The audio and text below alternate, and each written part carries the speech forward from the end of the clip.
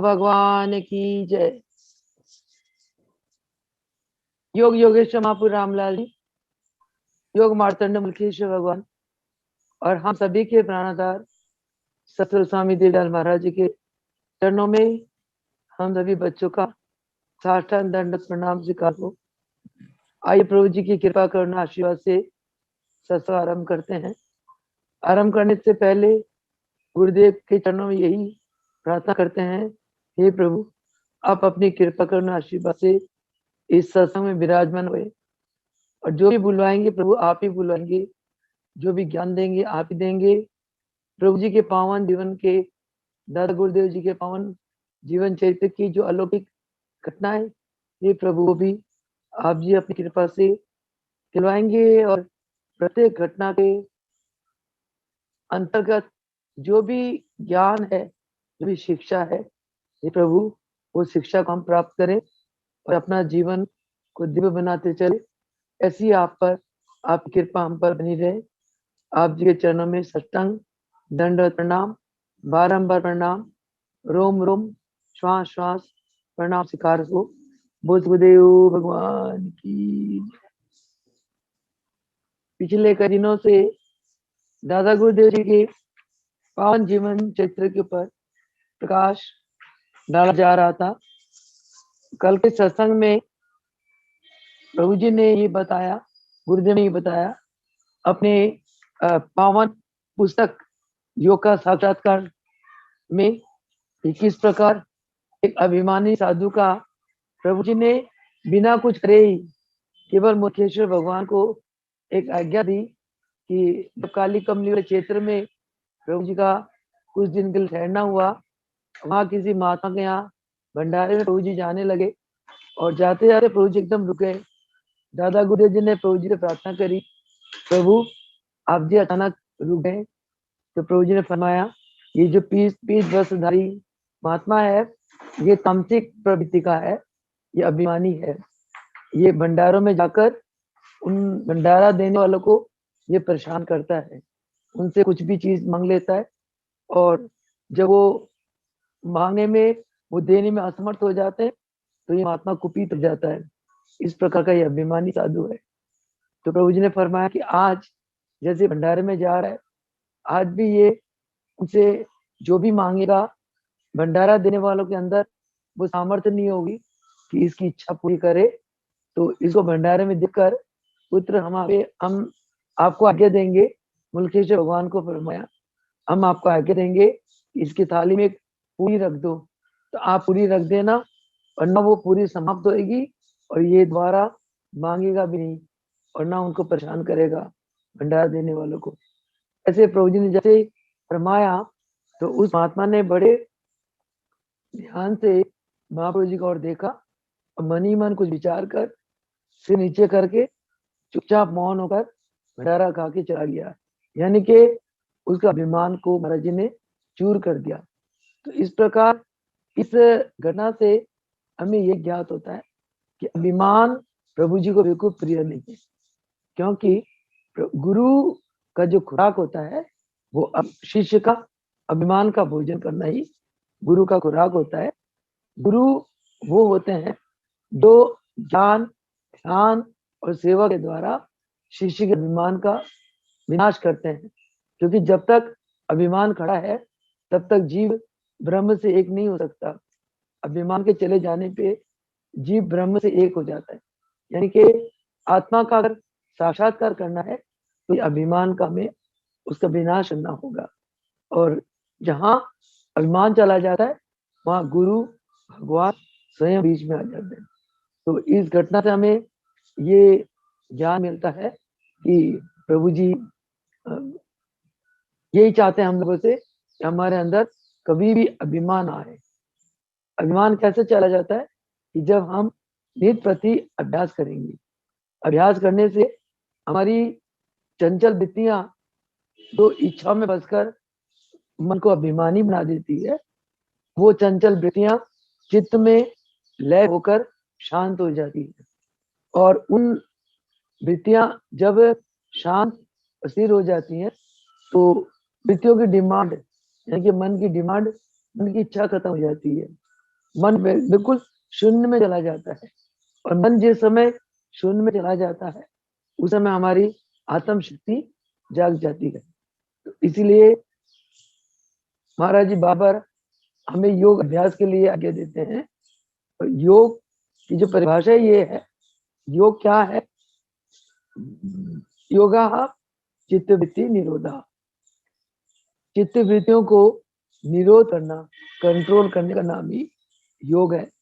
और चित्त की वृत्तियां, जिस चित्त के ऊपर जन्म जन्मांतरों के कर्म संस्कार पड़े हुए हैं, उन कर्म संस्कार को होने के लिए चित्त की वृत्तियों को चित्त में लय करना अत्यंत आवश्यक है, अत्यंत महत्वपूर्ण है। तो ये चित्त की वृत्तियां चित्त में तभी समाप्त होती है जब हम ध्यान अभ्यास करते हैं। और ध्यान में बैठने का दिल तभी करता है जब हमारा शरीर स्वस्थ हो, और शरीर स्वस्थ हो, मन विकारों से रहित हो। और शरीर स्वस्थ तभी होता है कि जब हम आसन करेंगे, और मन विकारों से तभी रहित होगा जब हम क्रिया करेंगे। क्रिया करने से वात, पित्त और कफ का प्रकोप चला जाता है, यानी कि हमारे नाड़ियों में न पित्त का प्रकोप होता है, न वात का प्रकोप होता है, न कफ का प्रकोप होता है। इन तीनों में से किसी एक का भी अगर प्रकोप हो जाए तो पेट में गैस बनती है, और दिमाग की नाड़ियों में मन रुक जाता है। और इस गैस और नाड़ियों में मन के कारण हमारे विचार अशुद्ध हो जाते हैं। और विचार का अशुद्ध होने का मतलब हमारे मन में विकार आ जाते हैं। तो जिस मन में विकार हो तो वो मन भगवान के दर्शन कैसे कर सकता है? तो मन के विकारों को दूर करने के लिए प्रभु जी ने फरमाया कि हमें नित्य अभ्यास करना चाहिए। अभ्यास करने से शरीर स्वस्थ के साथ साथ हमारी नस नाड़ियां शुद्ध हो जाती हैं, और नाड़ियों के शुद्धि होने के कारण ही हमारे विचार अपने आप शुद्ध हो जाते हैं। इसीलिए नित्य प्रति हमें आसन करने चाहिए, प्राणायाम करनी चाहिए, और शुद्ध क्रियाएं करनी चाहिए। फिर हम ध्यान में बैठेंगे, और फिर अगर ध्यान में बैठेंगे तो हमें उस ध्यान से बहुत एक अद्भुत आत्मिक आनंद, ईश्वर आनंद की प्राप्ति होगी। हमारे गुरुदेव, हम तो यही चाहते हैं। हम गुरुदेव को तो मानते हैं, उनकी पूजा करते हैं, उनकी अर्चना करते हैं, क्योंकि उनके बिना हमारा तो संसार में कोई सहारा नहीं। गुरु का सहारा है। हर दुख मुसीबत कष्टों से गुरु बचाते हैं हमें। परंतु गुरु हमसे कुछ अपेक्षा करते हैं। गुरु हमारे लिए कुछ कुछ चाहते हैं। क्या चाहते हैं? कि हम दिव्य बने, हम योगी बने, हम योग अभ्यास करें, हम तन और मन से स्वस्थ रहे, हमारी आत्मा चमकती हो। गुरु हमसे ये चाहते हैं। जैसे एक माता पिता बच्चे के लिए ऊंचाई चाहते हैं, मेरा बच्चा पढ़ लिखे खूब अच्छी नौकरी करे, खूब ऊंचाइयों में जाए, खूब इंटेलिजेंट बने। ऐसे ही जो सदगुरु होते हैं वो अपने शिष्य के लिए चाहते हैं कि मेरा शिष्य का जो आत्मा है खूब दिव्य प्रकाशित हो, मेरा शिष्य तन और मन से शुद्ध है, और मेरा शिष्य आत्म अवस्था का मालिक बने, स्वयं आत्म आनंद, आत्म ज्ञान को प्राप्त करते हुए संसार को आत्म आनंद, आत्म ज्ञान बांटे। हमसे ये बहुत मेहनत करना होगा, बहुत परिश्रम करना होगा। आलस प्रमाद को त्याग करके हमें हर पल जागरूक रहना होगा, तभी हम गुरुदेव की कृपा, प्रसन्नता और आशीर्वाद को प्राप्त कर सकते हैं। तो आज का जो अध्याय है, आज का जो एक दिव्य अलौकिक घटना है दादा गुरुदेव की जीवन की, वो है ब्रह्मपुरी में। ब्रह्मपुरी में रामलाल और मुलक राज की जोड़ी का एक अलौकिक लेख इस अध्याय में लिखा हुआ है। वो क्या है कि रामलाल प्रभु मुलखराज प्रभु में आपस इतना स्नेह था। मुलखराज प्रभु जी रामलाल प्रभु जी के बिना रह नहीं सकते थे, और रामलाल प्रभु जी मुलखराज प्रभु जी को बहुत प्यार करते थे, और अपने अंग संग अपने साथी मुलखराज प्रभु जी को रखते थे।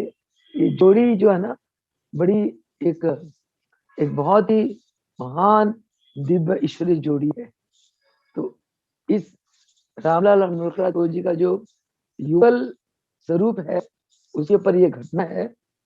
एक बार श्री आनंद कंद प्रभु जी आपको साथ लेकर, यानी कि मुलखराज प्रभु जी को साथ लेकर ऋषिकेश काली कमली वाले क्षेत्र स्थान पे पधारे। तब आपने प्रार्थना की, महाराज आप वन से लौट ऋषिकेश आने से पूर्व ब्रह्मपुरी में पधारे थे, कृपा करके वह ब्रह्मपुरी स्थान इस बालक को दर्शा दीजिए।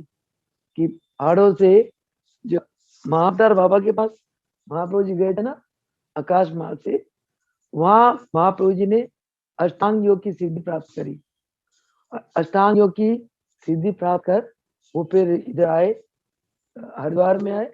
हरिद्वार में आने के पहले ऋषिकेश पधारे, और ऋषिकेश से पहले महाप्रभु जी ब्रह्मपुरी नामक एक स्थान में कुछ दिन ठहरे थे। वहां पहाड़ों का जल पिया प्रभु जी ने, और पहाड़ों के कंद मूल आदि का भोजन किया। तो मुलकेश्वर भगवान को प्रभु जी ऋषिकेश ले गए, और ऋषिकेश में मुलकेश्वर भगवान रामलाल प्रभु जी प्रार्थना करते हैं, महाराज आप वन से लौट ऋषिकेश आने से पूर्व ब्रह्मपुरी में पधारे थे, कृपा करके वे ब्रह्मपुरी स्थान बालक को भी दर्शा दीजिए।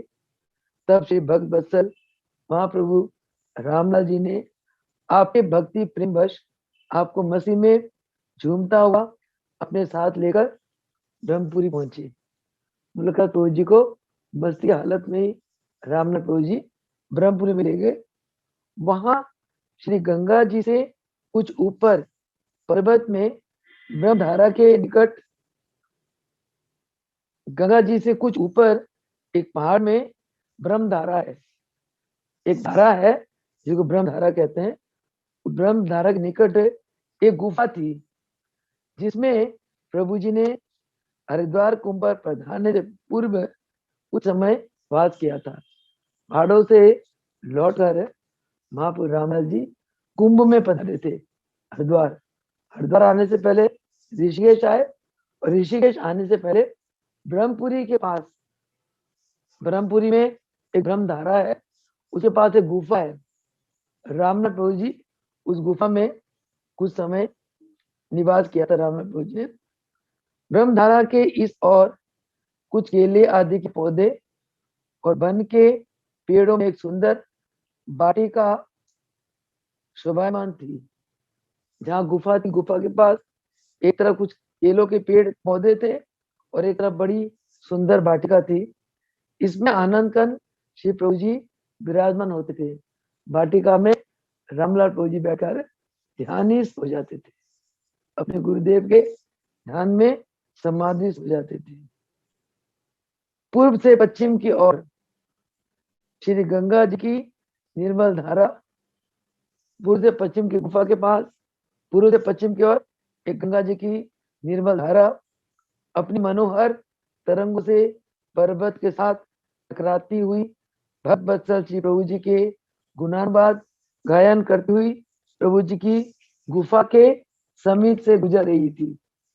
गंगा जी की एक धारा पूर्व से पश्चिम की तरफ जाती हुई प्रभु जी के गुणानुवाद गाती हुई प्रभु जी जिस गुफा में रहते थे, गुफा के पास से गुजर रही थी, और उसके दक्षिण और निर्मल जल को बहाती हुई ब्रह्मधारा श्री प्रभु जी के गुफा के साथ स्पर्श करती हुई भक्त पुरुषों की भांति श्री प्रभु जी में पढ़कर अभेद हो रही थी।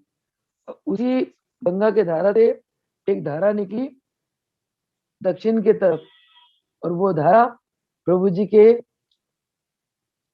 गुफा के साथ स्पर्श करती हुई प्रभु जी के गुणानुवाद गाती हुई प्रभु जी के स्वरूप में अभेद हो रही थी। ऐसा मुलकेश्वर भगवान ने महसूस किया। इस स्थान का प्राकृतिक दृश्य इतना मनोहर था कि वर्णन नहीं किया जा सकता। इन सब दृश्यों को देखकर मुलकेश्वर भगवान ने रामलाल प्रभु जी से प्रार्थना करी, महाराज इस निर्मल जल को पान करने की इच्छा हो रही है। गंगा जी से जो एक ब्रह्म धारा निकली तो धारा जो प्रभु मुल्का जी ने ये महसूस किया, ये धारा प्रभु जी की गुफा से स्पर्श करती हुई जा रही है और प्रभु जी के गुणानुवाद गाती हुई ये धारा प्रभु जी में अभेद हो रही है। तो मुल्केश्वर भगवान की इच्छा हुई कि महाराज मुझे धारा का ब्रह्म धारा बह रही थी, इस धारा का निर्मल जल पान करने की मुझे इच्छा हो रही है। तब आनंद कंद महाप्रभु रामलाल जी ने एक जड़ी के 2 पत्ते आपको देकर फरमाया। प्रभु जी ने वन से एक जड़ी तोड़ ली और जड़ी के 2 पत्ते देकर मुलकराज प्रभु जी को फरमाया कि पुत्र इनको जीवा पर रखकर ब्रह्मधारा से जल पान करो। प्रभु जी ने फरमाया कि बेटा ये 2 पत्ते हैं, इनको जीवा में रख लो और ब्रह्मधारा के जल को पान कर लो। तब मुल्केश्वर भगवान ने ऐसा ही किया, किंतु जब पीने वाले जल का स्पर्श मुख में उन पत्तों से हुआ तो वह जल इतना मधुर, शीतल और सुगंधित प्रतीत हुआ कि चित्त की प्रसन्नता से वह जल मुख में ही रुका रहा। जैसे मुलकराज प्रभु जी ने रामलाल प्रभु जी ने जो जड़ी की 2 पत्ते दिए थे, मुलकराज प्रभु जी ने उन 2 पत्तों को मुंह में रख लिया और ब्रह्मधारा का जल जैसे ही मुंह में लिया, जल का स्पर्श पत्तों से हुआ तो प्रभु जी फरमाते हैं कि वो जल इतना सुगंधित, इतना शीतल, इतना मधुर था कि वो जल मुंह में रुक गया। वो जल मुंह में आते ही प्रभु जी की मुलाकात प्रभु जी चित्त एकदम शांत और स्थिर हो गया। तो वो जल अंदर लेने ही भूल गए, जल मुंह में रुका रहा। इस पर श्री प्रभु जी ने फरमाया, रामलाल प्रभु जी ने फरमाया कि पुत्र जलपान क्यों नहीं करते, क्या इसका स्वाद अच्छा नहीं? तब मुल्केश्वर भगवान ने मुंह के भीतर रोके हुए जल का पान करके प्रार्थना की, महाराज मुख में जल का जड़ी से स्पर्श होते ही ऐसा अद्वितीय स्वाद प्राप्त हुआ कि जल को मुख में इसी प्रकार ही रोके रहे। मतलब जैसे प्रभु जी ने ब्रह्मधारा का वो जल पिया और जल का स्पर्श जड़ी के पत्ते से हुआ, कहते इतना अच्छा स्वाद था कि मेरे को ऐसा लग गया कि ये इतना मधुर स्वाद वाला इतना सुगंधित जल मेरे मुंह में ही रुका रहे, मैं अंदर पानी ना करूं। तब श्री प्रभु जी ने फरमाया, आप अपने बस्तियों में आने वाले प्रिय वरों को केवड़ा आदि डालकर शरबत पिलाते हो। हम लोग जैसे गर्मियों में भक्तों को शरबत पिलाते हैं और उसमें केवड़े की खुशबू डाल देते हैं, और कोई यदि वन में हमारे पास बच्चा आ जावे तो उसको शरबत पान करवाने के लिए प्रकृति ने इस प्रकार की जड़ी बूटियां दी है। बस्तियों में तो ठंडा शीतल जल में हम लोग केवड़ा डाल के इसका स्वाद अच्छा बना देते हैं, सुगंधित कर देते हैं। तो प्रभु जी फरमाते हैं कि हमारे जंगलों में अगर कोई बच्चा आ जाता है तो इस प्रकार के हम जड़ी बूटियां उसको दे देते हैं और केवड़े से भी ज्यादा अधिक स्वादिष्ट वो जल लगता है। आपने प्रार्थना करी, मुल्केश्वर भगवान ने प्रार्थना करी, महाराज आप इस स्थान पर जो कंदमूल सेवन करते थे कृपा कर उसका भी स्वाद बता दीजिए। जलपान जो प्रभु जी करते थे उसका स्वाद तो मुल्केश्वर भगवान को पता चल गया। फिर प्रार्थना करने लगे, प्रभु जो आप जंगल में कंदमूल खाते थे उसका भी स्वाद चखा दीजिए। देखो गुरु और शिष्य का कितना प्रेम, कितना प्यार कि एक पुत्र और माता में भी इतना नहीं हो सकता। गुरु ईश्वर शक्ति के मालिक है, शिष्य उनके स्वरूप में, उनके प्रेम में अभेद है। और गुरु अपने बच्चे से भी ज्यादा कितना अपने शिष्य को स्नेह दे रहे हैं, और शिष्य बड़े भोले भाव से प्रार्थना करता जा रहा है और गुरु उसको पूर्ण कर रहे हैं। तब भक्त वत्सल रामलाल प्रभु जी आपको अपने साथ पर्वत के ऊपर ब्रह्मधारा के किनारे कुछ दूर आगे जंगल की ओर ले गए। एक पेड़ के ऊपर एक लता फैली हुई देखकर प्रभु जी ने फरमाया, पुत्र, इस लता की जड़ में कंद है। जैसे आलू होते हैं ना, आलू आलू के पत्ते ऊपर होते हैं, आलू जमीन में होता है, उस प्रकार शकरकंदी, जिसको स्वीट पोटैटो कहते हैं, मीठा आलू, शकरकंदी, उसके भी पेड़ पत्ते ऊपर होते हैं और वो जड़ में होती है। और जिमीकंद, ये भी जड़ में होती है जमीन पे, तो इसको कंद कहते हैं। तो प्रभु जी ने जब एक लता देखा, एक लता फैली हुई देखकर मुल्केश्वर भगवान को फरमाने लगे कि पुत्र, इसके जड़ में एक कंद है और इसके जड़ के ऊपर जो पत्थर पड़ा हुआ है, पत्थर को हटाओ, पत्थर के हटाने से नीचे आपको कंद मिलेगा। और हम वो कंद ही खाया करते थे और हम उस कंद का भोग लगाएंगे। तब श्री प्रभु जी की आज्ञा पा आपने कंद निकाल लिया, किंतु पत्थरों की खटखटाहट से 20-25 कदम के फासले पर एक बड़े पेड़ की आड़ से निकलकर एक चीता आपकी ओर टकटकी बांधकर देखने लगा। प्रभु मुल्का जी ने जब कंद निकाल जमीन के नीचे से कंद निकालने के लिए पत्थर हटाया उन्होंने, तो पत्थर की खटखटाहट से एक 20-25 कदम फासले पर एक पेड़ की आड़ में एक चीता प्रभु जी को दिखाई दिया और वो मुल्केश्वर भगवान की तरफ एक टकटकी लगाकर देख रहा है। तब रामलाल प्रभु जी ने मुल्केश्वर भगवान को फरमाया, देखो पुत्र, ये कौन है? आपको प्रभु मुल्खराज जी के बारे में महाराज जी फरमाते हैं कि प्रभु मुल्खराज जी को वो चीता एक नन्हे सुकुमार की तरह इतना प्यारा लगा कि मन में तरंग उठी कि आगे जाकर इसे गोद में ले ले। तब कहते ना कि योगी हमेशा निर्भय रहता है। क्यों रहता है? क्योंकि योगी के दृष्टि में हर एक के अंदर ईश्वर है। योगी जिस भगवान के स्वरूप में लय रहता है, जिस भगवान के स्वरूप को अपने अंदर देखता है, योगी उसी भगवान की उसी स्वरूप को सबके अंदर देखता है।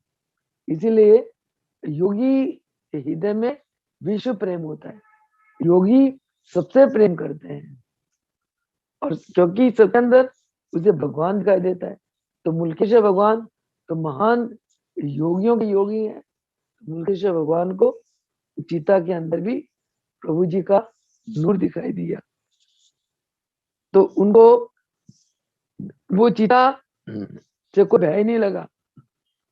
चीता प्रभु जी को एक नन्हा सुकुमार जैसा नजर आया और मुल्केश्वर भगवान को ऐसा दिल किया कि मैं इस चीता को गोद में ले लूं। ऐसा विचारते हुए आपने आगे बढ़कर श्री प्रभु जी के चरण कमलों में प्रार्थना की, महाराज, ये सब आप जी की लीला माया है, आप ही इन सब में रम रहे हैं। प्रभु जी ने फरमाया कि प्रभु, ये सब सारा संसार आपकी माया है, हर एक के अंदर आप जी ही है। इसलिए मुझे ये चीता तो एक सुकुमार नन्हा बच्चा लगा है और मेरा दिल करा है कि मैं इसे गोद में उठा लूं। जब आपके साथ श्री प्रभु जी भी चीते की ओर आगे बढ़े, तब वह सिर झुकाकर पीट करके भाग गया। कहाँ तो चीता इंसान को देखकर लपक के उसको मारने लगता है, और प्रभु जी मुल्केश्वर भगवान के अंदर इतनी ईश्वरीय ताकत थी कि चीता सिर नीचे करके चला गया, भाग गया वहां से।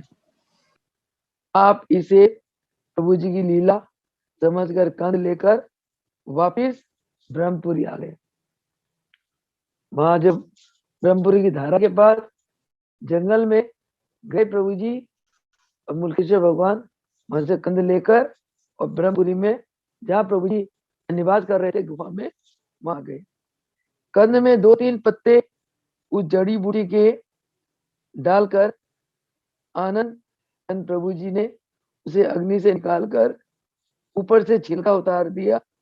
उस जड़ी में भी, उस कंद में भी प्रभु जी ने वो जड़ी के पत्ते डालकर अग्नि में डाल दी और वो कंद पक गया।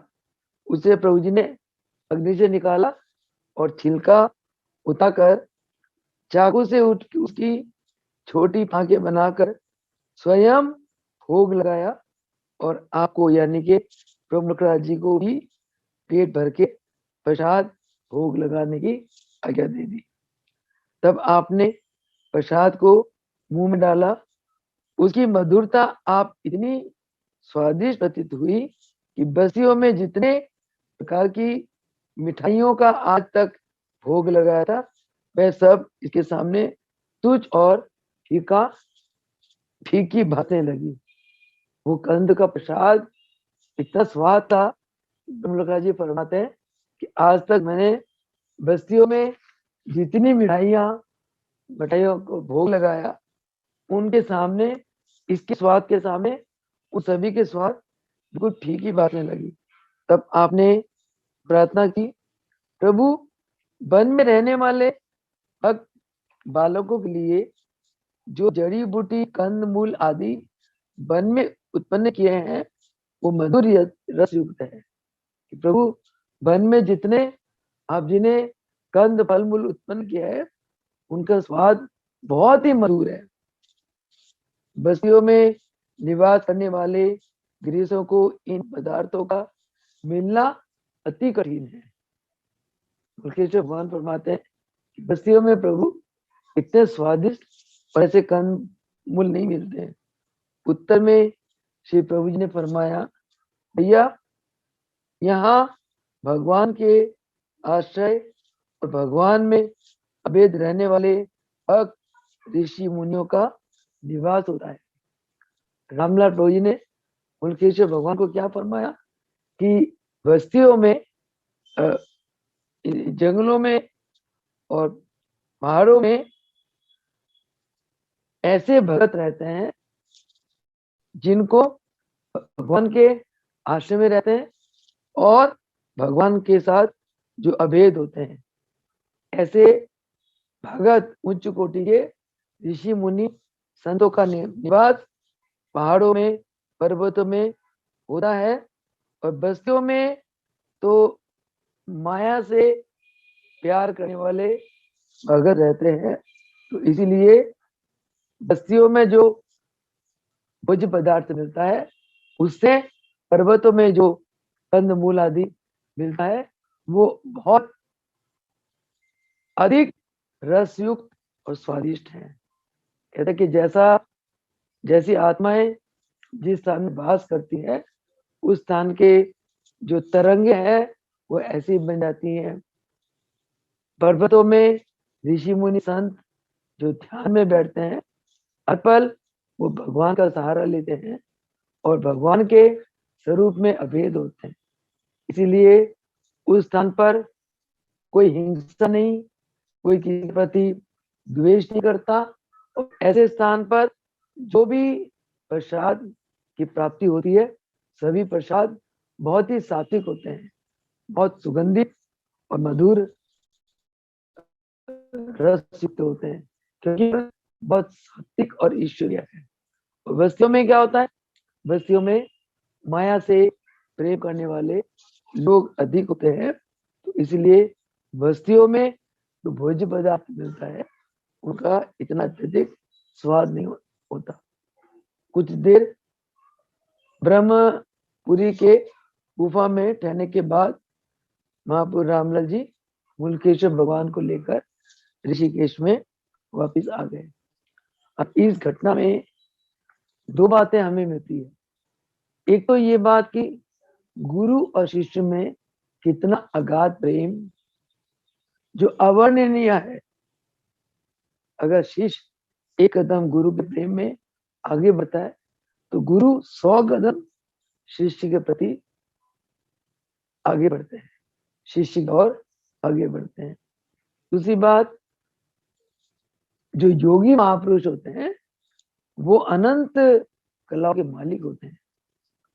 वो उनको ज्ञान होता है कि जंगलों में जो जड़ी बूटियां हैं, उन जड़ी बूटियों के कौन से गुण है, कि जड़ी का क्या लाभ है, ये सब उनको ज्ञान होता है, योगियों को, महापुरुषों को। तो हमारे महापुरुष रामलाल जी महान योगी है, योगी हुए, और उन्हें तमाम जड़ी बूटियों का सर्वश्रेष्ठ ज्ञान था। तो इसीलिए एक जड़ी का 2 पत्ता देकर मुलाकात जी को मुंह में दिया, और जो ब्रह्मधारा का जल था वो अमृत तुल्य हो गया। और जो कंद फल लेके आए प्रभु जी मुलकेश भगवान जमीन से, उसमें वो जड़ी का स्पर्श कर दिया, उसको अग्नि में पकाकर भोजन करा, प्रसाद पाया। और मुलकेश्वर भगवान क्या फरमाते हैं कि इतना स्वाद था वो, ऐसा स्वादिष्ट उन्होंने बस्तियों में भी, मतलब मिठाइयों का स्वाद भी उसके स्वाद के आगे फीकी उनको लगी। तो इससे ये होता है कि हमारे प्रभु जी कितने दिव्य ईश्वरीय शक्तियों के मालिक हैं। यानी कि रामलाल महाप्रभु जी ज्योतिष भी रहे, ज्योतिष विद्या के ऊपर प्रकांड विद्वान थे, और वैदिक रहे, सभी जड़ी बूटियों का उनको ज्ञान था, और योगी तो रहे, योगेश्वर, आत्म ज्ञान, आत्म लोक के मालिक। यानी कि महापुरुष रामलाल जी 3 विद्याओं के मालिक है। आज किसी को एक विद्या की प्राप्ति हो जाती है, वो अपने आप को बहुत महान समझते हैं। हमारे प्रभु जी योग विद्या के ज्ञाता,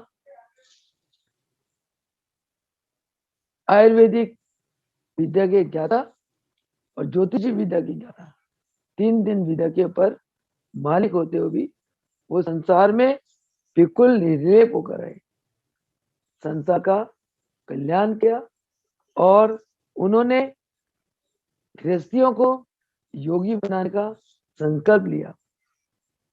कितना एक महान कार्य है ये, गृहस्थियों को योग सिखाना, और निष्काम और अपने संस्कारी आत्माओं को उन्होंने योग शक्ति से खींचा, और उन्हें योग शक्तियों का दान प्रदान करके उन्हें महान योगी बना दिया।